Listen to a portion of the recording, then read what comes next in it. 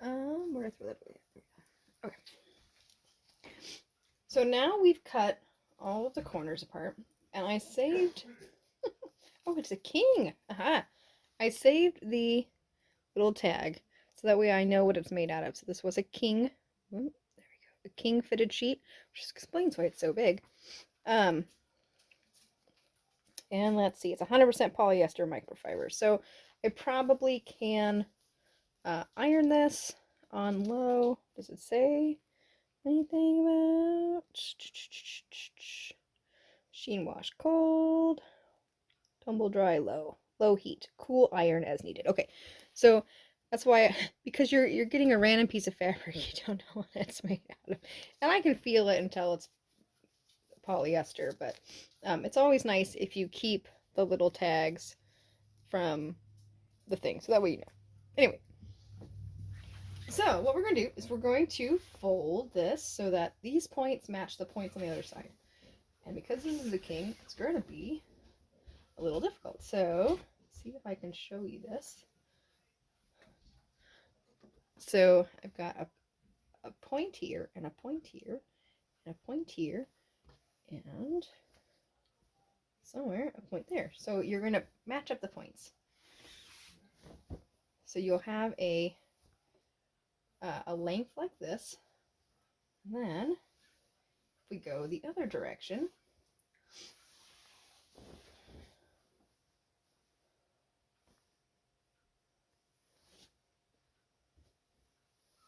we'll have, I don't think my arms are long enough to do this, you'll have a length like that. So point to points. So what I do is then once I got my points together, so I put it down on my table.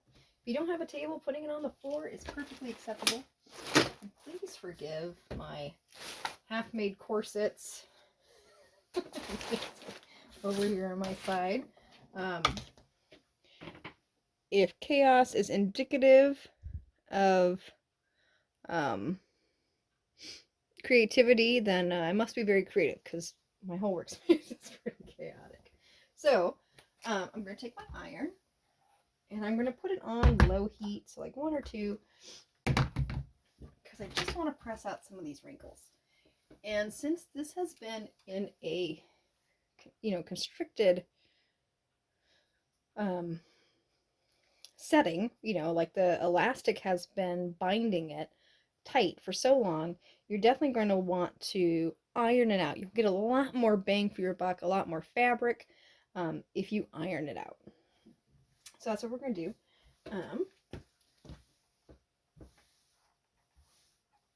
See, even without the elastic in it, I don't know if you can tell, but it's still springy because it's just used to being in that shape.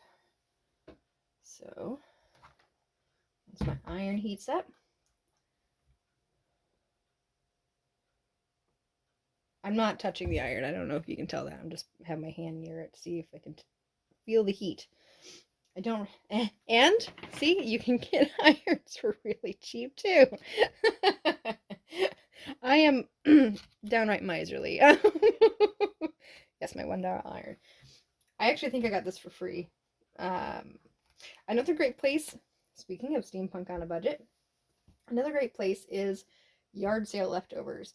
If you don't have anything going on a Sunday afternoon or Sunday evening, every place that had a major yard sale, like, swing by just to see if they put stuff out for free, because a lot of people will do that. So I think I actually got that for free. Where we lived before, Saturday and Sundays were like massive free piles everywhere because it was a major city, and you just would go on Facebook or Craigslist and you just free piles, and you could just drive around the city and find super cool free stuff. Now, unfortunately, we live in a town of less than 10,000 people, and free piles are a lot harder to come by. So, I'm not driving 2.5 hours to go to a free pile, but if there was something cool there, you'd never know. All right, let's see. All right, I'm getting some heat, so I'm going to just start by trying to press out this. Let me turn it up just a little bit more. We're going to wait. I'm going to be smart. We're going to wait for this to heat up, and then I'll show you how this will work when one is ready. So apparently the reason my iron wasn't warming up is because it wasn't plugged in. So always check to see if things are plugged in first. But now it's heated up a little bit. And what we're going to do is we're going to take our iron, excuse me, and with the two corners together, so corner and corner, we're going to iron this straight. So I'm hoping you can see that. I'm going to take a pass or two. So you're just going to go along, kind of iron. Because this is polyester, I'm going to have to be a little careful. Don't want to burn it. Polyester can get shiny if you over iron it, which we don't want. There you go. But see how that starts to get straight? Yeah, it's a little shiny. Turn it down a little bit. Luckily, you probably won't be using this top part, but again, we're trying to use conservation of resources, so we want it to be available if we need it. So I'm going to iron the rest of this flat top, and then I'll meet you back here in just a minute. So now we've ironed it, and as you can see, it's gotten quite a bit bigger just through ironing it and getting rid of all of the cinching that was occurring. So now we have this, and remove the camera just a little bit. There we go. And what we're going to do is I'm going to show you kind of how I block out a shirt. I make patterns. Like here's, for example, a pattern I was making earlier with leggings. I make patterns, but I don't, and I use patterns, but I don't necessarily need one. You don't necessarily need one for something like this. I always recommend that if you have like a favorite shirt or a favorite pair of jeans that like got a hole in them, you can always deconstruct those, and maybe I'll do videos for that as well, so you can save those patterns of things that fit you really well. But for something like a generic pirate shirt, we're not going to follow a pattern here. So bear with me.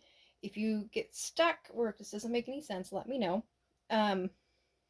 But I'll try my best to explain what I'm doing, and that way you can recreate it at home. But again, if you get stuck, just send me an email, hit me up, leave me a comment, and we'll work through it together because I want you to be successful in this. And if you get halfway through the project and you're like, you know what, this sucks, I don't want to do this anymore, you can contact me because I do custom make pirate and steampunk shirts. I promise they are not out of fitted sheets. They're actual nice quality material. But for this, we're going to use this. Okay, so I like to make pirate shirts long. I am 5 foot tall on a good day when gravity is at its lowest.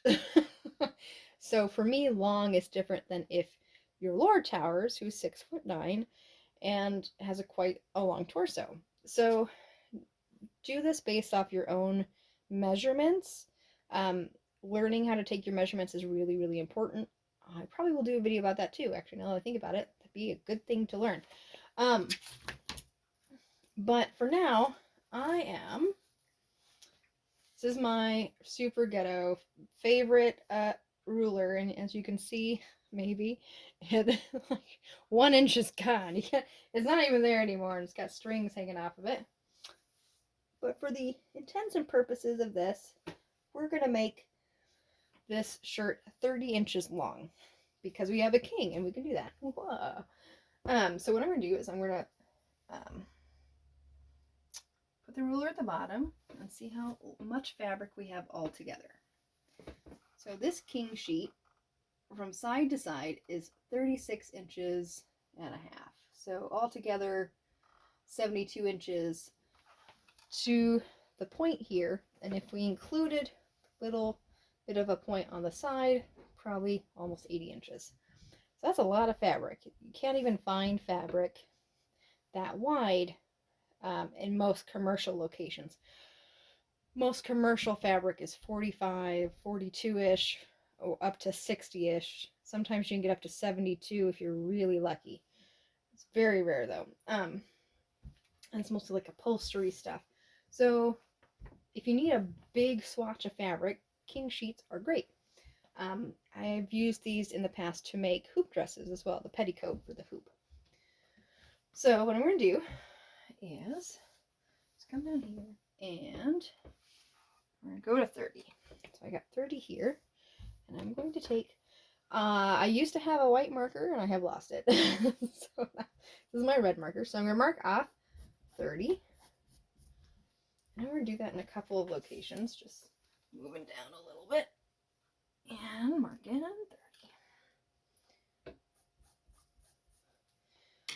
So I am a big gal. I'm fluffy. So I need the total circumference of my shirt to be approximately 50 inches, just so that it's loose and flowy. So I know, because of how shirts work, that I need the front part to be 25 and the back part to be 25. So 25 and 25 is 50. So what I'm going to start doing is, since I've got my 30-inch mark down here, I'm going to measure 25 inches. And this is going to be a big old baggy sucker. So I go from the edge, because I'm going to use this a little bit here, because we're going to stitch that off, so it doesn't really matter, but it saves me a couple of extra inches of fabric. So I'm going to go over and mark 25 inches all the way up. Because I'm going to show you a secret. And the nice thing about shirts is they're pretty universal. Like pirate shirts, they're pretty universal in the front and the back. If you were going by a nice pattern, the shoulders would look different in front and back.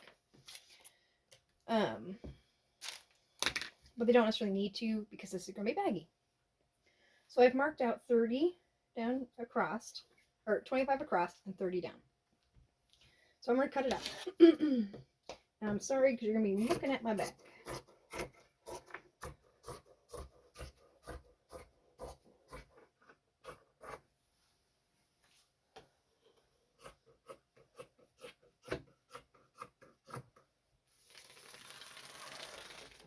Okay. So now I have a sheet that is 30 by 25. Since I folded it, I'm going to cut along the fold so that way it's two separate sheets. Let's see if my scissors will do the fanciness. It's the only benefit of nice scissors is that they'll run.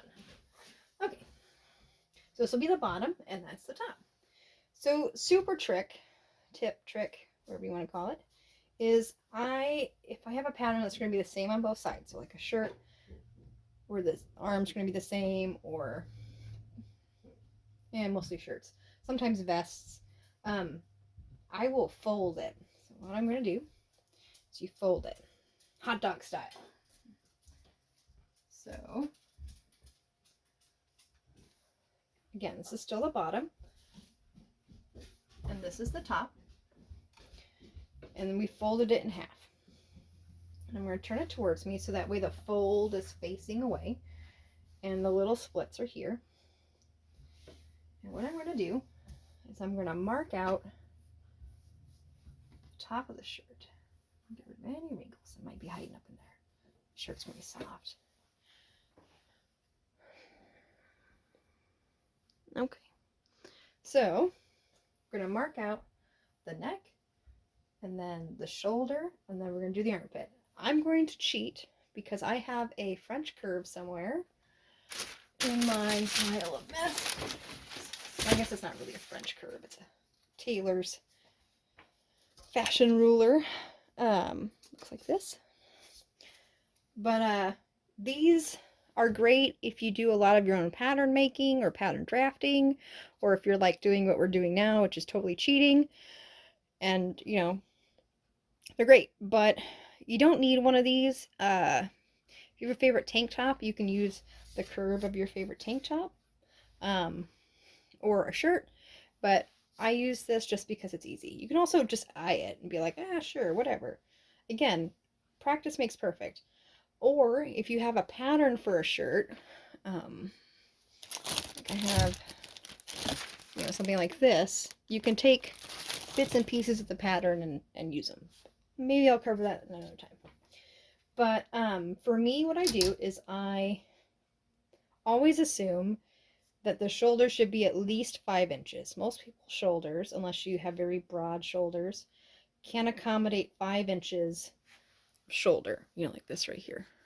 So I'm going to measure 5 inches.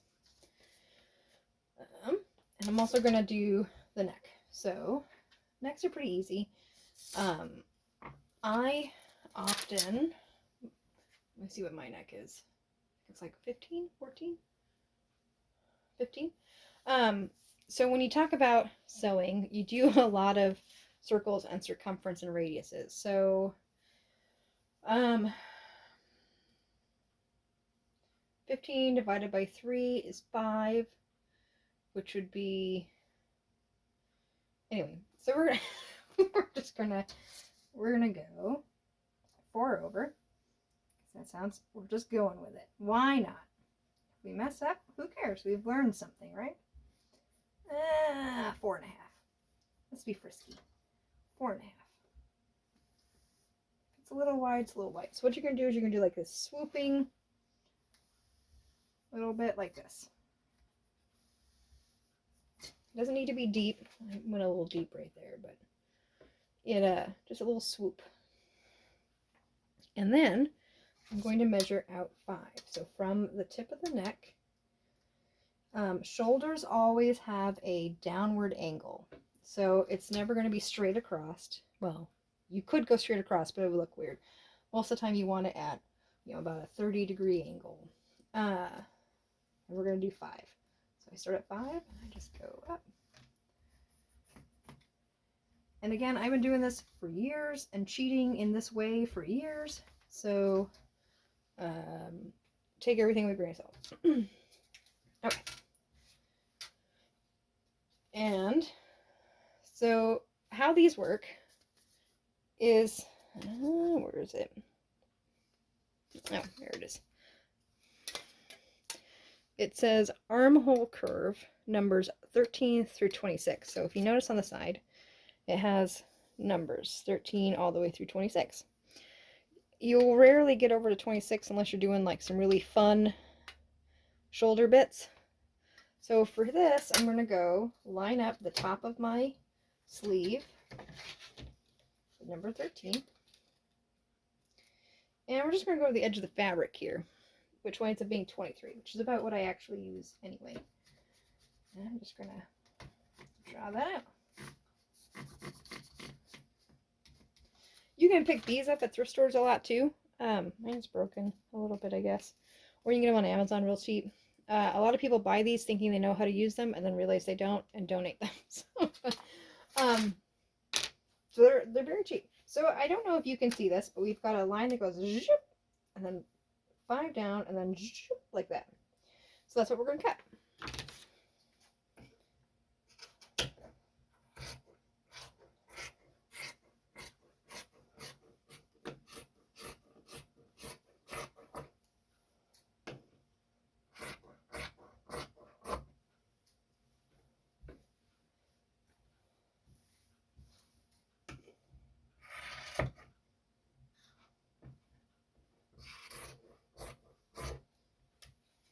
Alright, so it's going to look a little bit like that. There we go. Kind of hard to keep it in frame. There. Like that. So, when you unfold it, you now have a mess because it's all slippery fabric. You don't have the outline of a shirt. Like that. So, one of these is going to be the back, and one is going to be front. So for the front one, I'm going to fold it back. This little bit right here didn't get ironed very well. And iron is your best friend. I used to hate ironing things. I thought it was a waste of time and stupid. I absolutely hated it until I tried it once just for S&Gs. And then I realized it saves your life so much. It does make so much of a difference. So if you're on the fence about it, try ironing. It really is worth it. So for the front I don't need this sort of like high collar thing. That's not what I'm going for with this shirt. So I'm gonna swoop it down a little bit.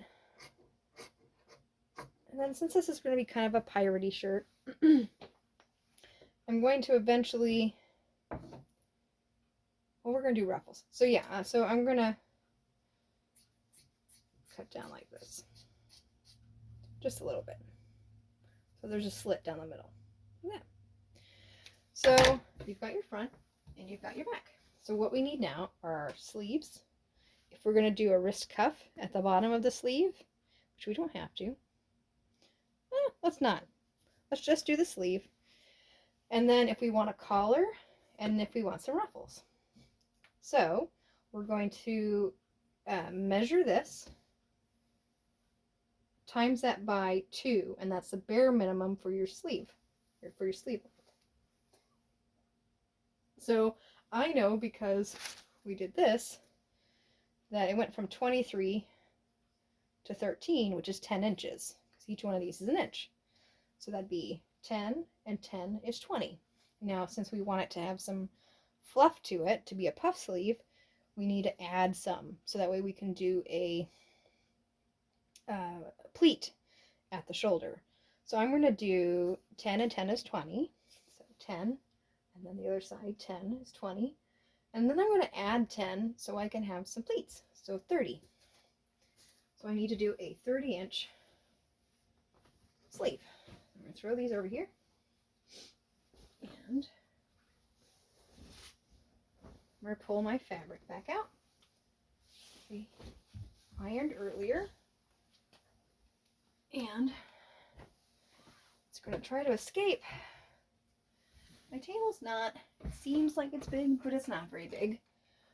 So things like to escape because fabric hangs off the edge of it. And that's where Mr. Pig comes in, and he weighs a metric ton. So I put him at the edge of my fabric so it won't fall away. So I know that I need 30 inches wide for my sleeves. And I think my sleeve length is 25 or 22. Let's see. See how long my arm is. It's been a hot minute since I've actually made myself a shirt. Oh, 20. Oh, I'm tiny. Look how tiny that is. So let's say 20. So I need it to be 20 inches long by 30 wide. So let's measure out 20.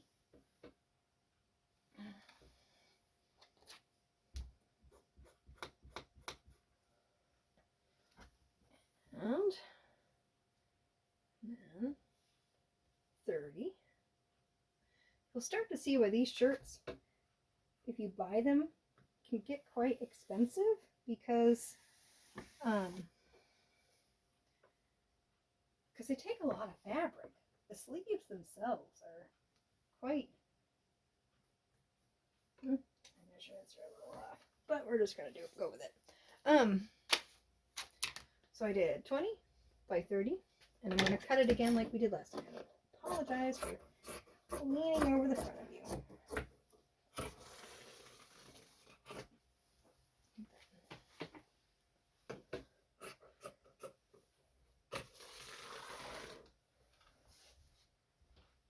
Alright. So I've got my 20 by 30, and I actually added a little bit, a couple, like half an inch on the bottom, so that way I can roll hem it. But we're going to do like we did with the front of the shirt, and I'm going to fold it.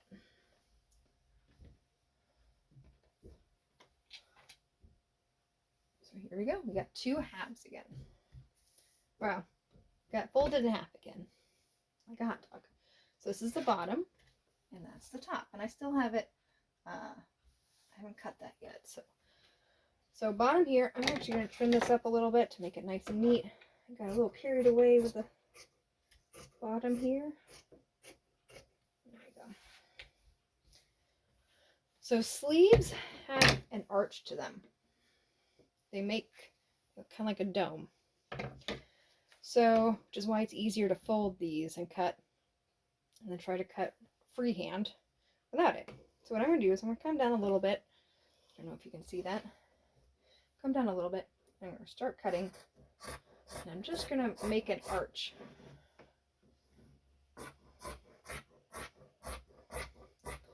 Slowly working my way up to the top. You're saying, Ashley, that's a terrible arch. The nice thing is we're going to be pleating it, so it doesn't matter. So I'm going to use some of our elastic in this to bunch up the sleeves and make it kind of like a fun little,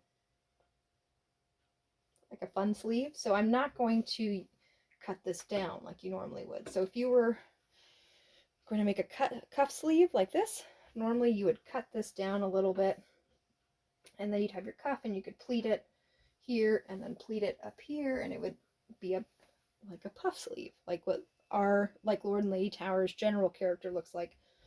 But I'm not doing that for this. This is going to be more of a fun gothic sleeve because I can. More Renaissance pirate. I know it's not really a thing, but just for fun. You can do all sorts of fun things with the sleeves. You could make a big baggy sleeve, you know, a bell sleeve. You can do a tight sleeve. You can do a standard cuff sleeve like this. Whatever your heart desires. You have the sleeve base here. So I'm going to move on from that.